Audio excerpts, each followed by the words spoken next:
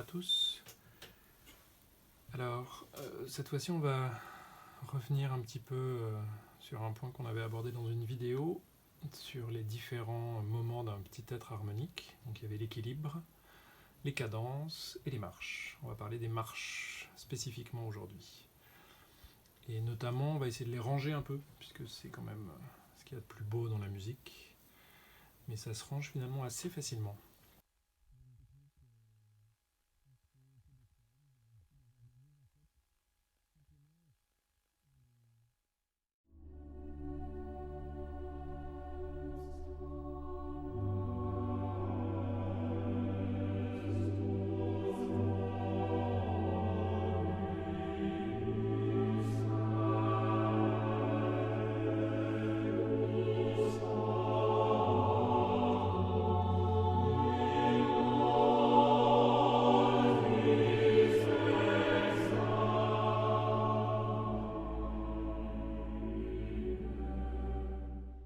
Il y a une technique française et québécoise qui les répertorie uniquement à partir d'intervalles de quinte. C'est-à-dire que la cellule de base, c'est un enchaînement entre la tonique et la dominante. Dans ce sens-là, ou alors en sens inverse, de la dominante à la tonique. On a la même chose entre la tonique et la sous-dominante, ou alors la sous-dominante vers la tonique. Donc c'est très très simple, et on a éventuellement la dernière option qui est d'avoir l'aller-retour, c'est-à-dire tonique, dominante, tonique, ou alors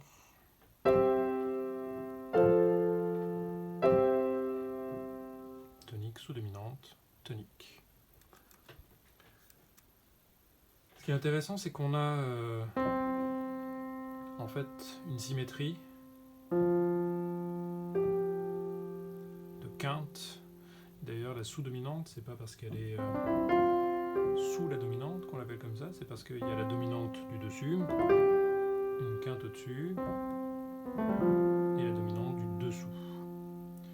Voilà, ça c'était un petit fun fact. Une fois qu'on a ces enchaînements-là, dans les versions très simples, évidemment, on peut s'entraîner à les faire au clavier. Donc on garde les notes communes. Ou alors...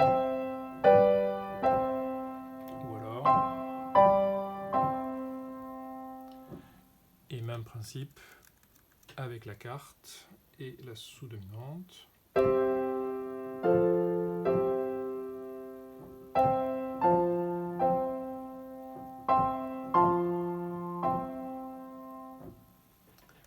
Voilà les différentes possibilités.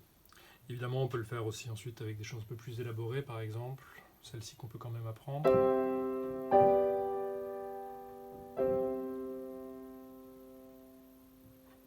Et sa variante.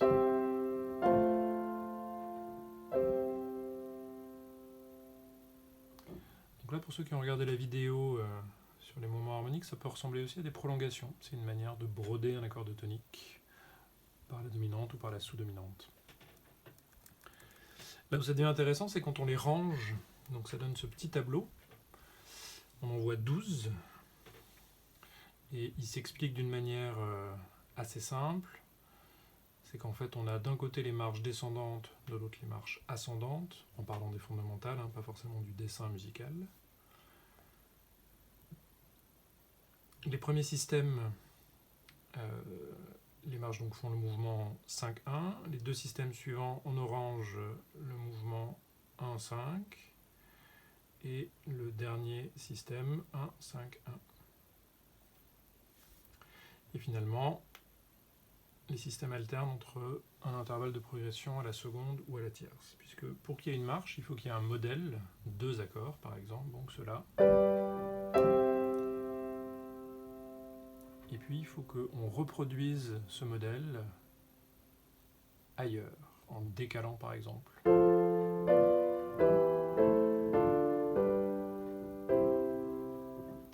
Ça, c'est une possibilité. Et on verra justement comment ces systèmes alternent. Alors là où c'est intéressant, c'est que finalement, on n'a pas besoin en fait de ces 12 marches. On va s'en contenter de 4 qui sont les plus courantes et qui dans le modèle correspondent au numéro 1, 4, 7 et 8. Alors ces marches sont très connues, vous les reconnaîtrez d'oreille je pense, et ça va faire écho à une autre vidéo puisqu'on les reconnaît aussi par des formules mélodiques de soprane et de basse. Par exemple, formule typique de la marche numérotée 1.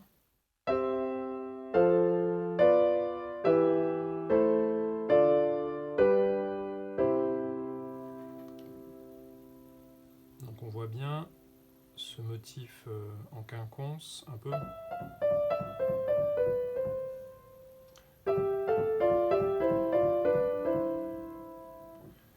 Qui passe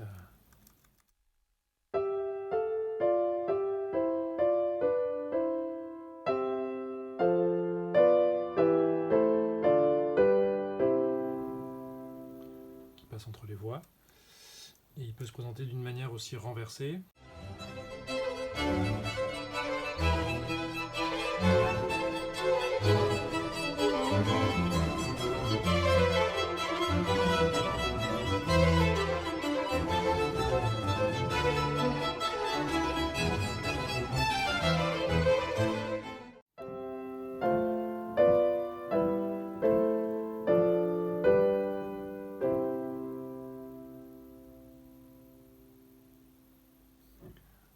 C'est ce qui la caractérise le plus.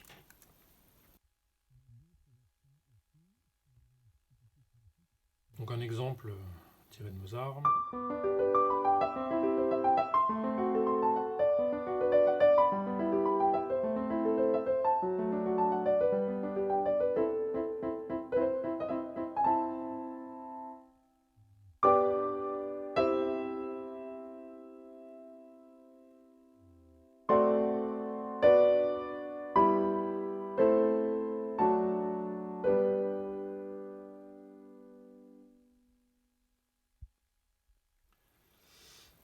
Si on ajoute un petit peu de chromatisme, ça nous donne cette fois-ci une ligne justement chromatique, une gamme chromatique descendante avec des dominantes secondaires, c'est-à-dire des emprunts.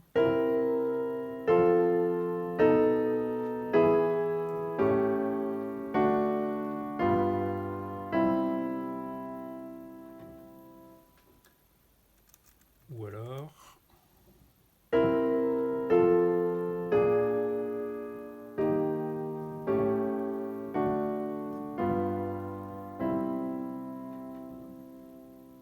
une autre variante. Et enfin un troisième motif qui vient si on ajoute des accords de septième. On entend cette fois-ci une gamme diatonique descendante, tous les deux accords.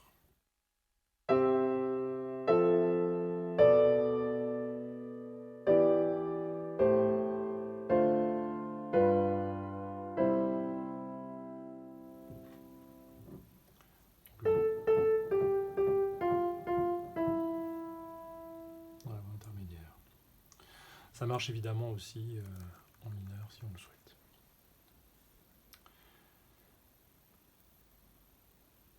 La marche suivante, c'est la marche de type 7. Là aussi, on a plusieurs formules caractéristiques qui se remarquent. Cette fois-ci, une gamme diatonique ascendante qui progresse tous les deux accords.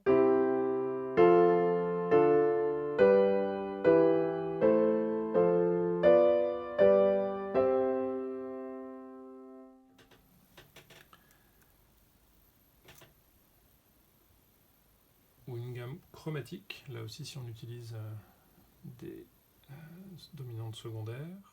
Ou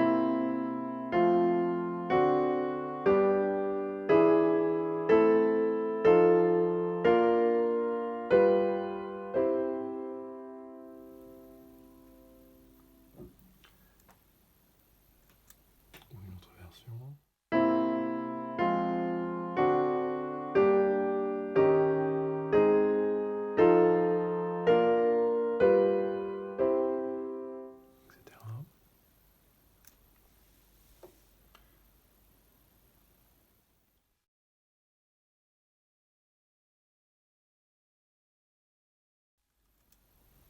peut aussi retrouver un geste de tierce descendante.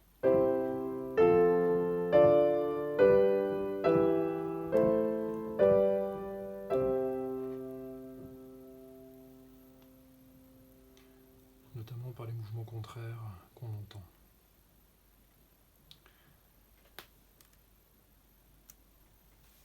La marche de type numéro 4, elle a deux motifs contrastants. Le premier, c'est une gamme diatonique descendante qui progresse à chaque accord. Donc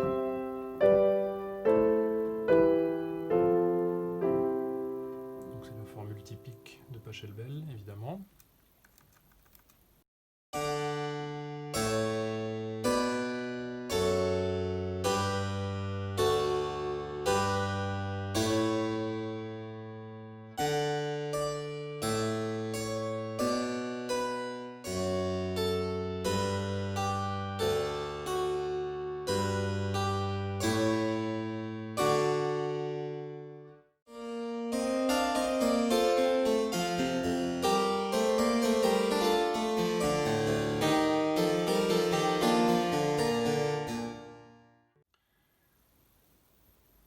Et l'autre, c'est une alternance de tierces, de gestes de tierces ascendante, avec la gamme cette fois-ci à la basse.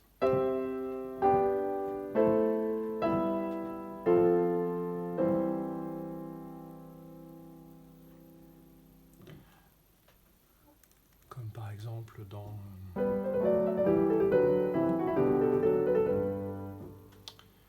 et tant d'autres sonates.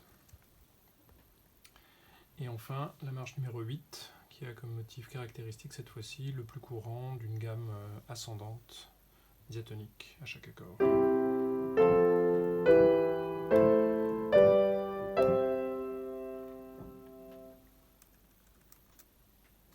un peu plus modulante.